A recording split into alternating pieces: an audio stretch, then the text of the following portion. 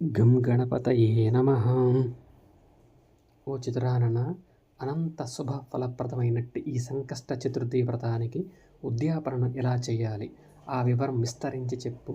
లోకోపరార్థమే నీ వంటి వారు ఈ దివ్య కార్యమును నిర్వహిస్తారు కదా, అందుచేత లోక కళ్యాణం కూడా జరుగుతుంది అన్న సూతముని వాక్కులను విన్న బ్రహ్మ ఇలా బదులు చెప్పాడు. ఓ మునీంద్ర, ఈ చతుర్థి వ్రతానికి ఉద్యాపనమును చైత్ర, శ్రావణ, ఆశ్వీజ మాసాలలో ఎప్పుడైనా చేయవచ్చును. వ్రతం యొక్క పూర్తి ఫలం పొందే నిమిత్తమే ఈ ఉద్యాపనం చేయాలి. పూజను ఇంతకు ముందు చెప్పిన విధంగానే ఆచరించాలి. సర్వతోభద్ర మంటపమును నానా వర్ణములతోనూ నిర్మించి దానిపై కలశమును స్థాపించాలి. ఆ కలశాన్ని వస్త్రము చేత ఆభరణములతోనూ అలంకరించి ఆ తరువాత గణపతి యొక్క మూర్తిని స్థాపించాలి.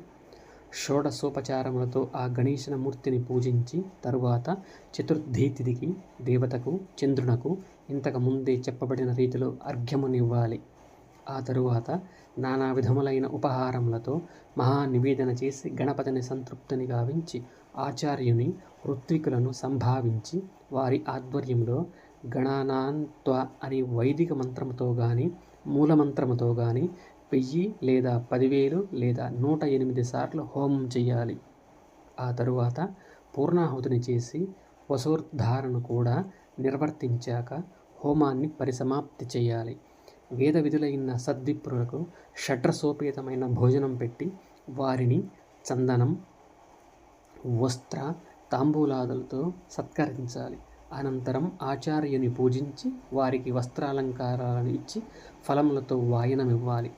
పాయసంతో నిండిన పాత్రను ఎర్రటి వస్త్రంతో అలంకరించి దానిపైన బంగారు గణేశమూర్తిని ఉంచి దక్షిణతో కలిపి ఇవ్వాలి.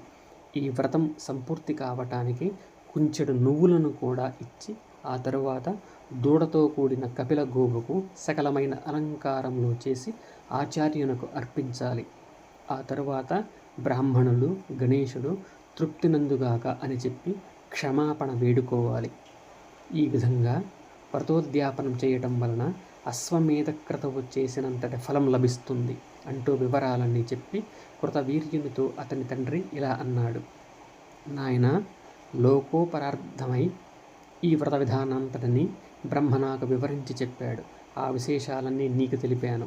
సంతానాన్ని కోరిన వాడవు గనుక ఈ వ్రతాన్ని యథావిధిగా ఆచరించు అంటూ స్వప్నంలోనే తన కుమారుని ఆశీర్వదించి అదృశ్యుడైనాడు. అప్పుడు ఆ కృతవీర్యుడు తనకు తండ్రి స్వప్నంలో ఉపదేశించిన రీతిగా ఈ వ్రతాన్ని అనుష్ఠించాడు. ముందుగా సిద్ధి బుద్ధులతో కూడినట్టి గజానుడి బంగారు ప్రతిమను చేయించి దానిని పువ్వులతో నిర్మింపబడిన ఒక పుష్పమంటపంలో ఉంచి పురాణ పఠనం, శాస్త్ర చర్చలు, గాన నృత్యాధికములతో సకల వాదిత్రధ్వనులు మారు మ్రోగగా సకల వైభవములతో మహోత్సవాలు నిర్వహించి తాను గణేశ మంత్రాన్ని అమిత శ్రద్ధాభక్తులతో జపించి విధివత్తుగా హోమము చేసి ఆ తరువాత బ్రాహ్మణులకు అన్న సమారాధన జరిపి వారిని కూడా సంతుష్టులను చేసి సత్సంతాన ప్రాప్తికై వారి ఆశీస్సులను బడసినాడు. ఈ రకంగా తపోనిష్ఠులైన సద్విప్రుల ఆశీఫలంగా అతడి భార్య స్వల్పకాలంలోనే గర్భం ధరించింది. శుభ సమయంలో సకల శుభలక్షణోపేతుడైనట్టి కుమారుడిని ప్రసవించింది. ఆ సమయంలో రాజు అనేకములైన దాన ధర్మాలను చేశాడు.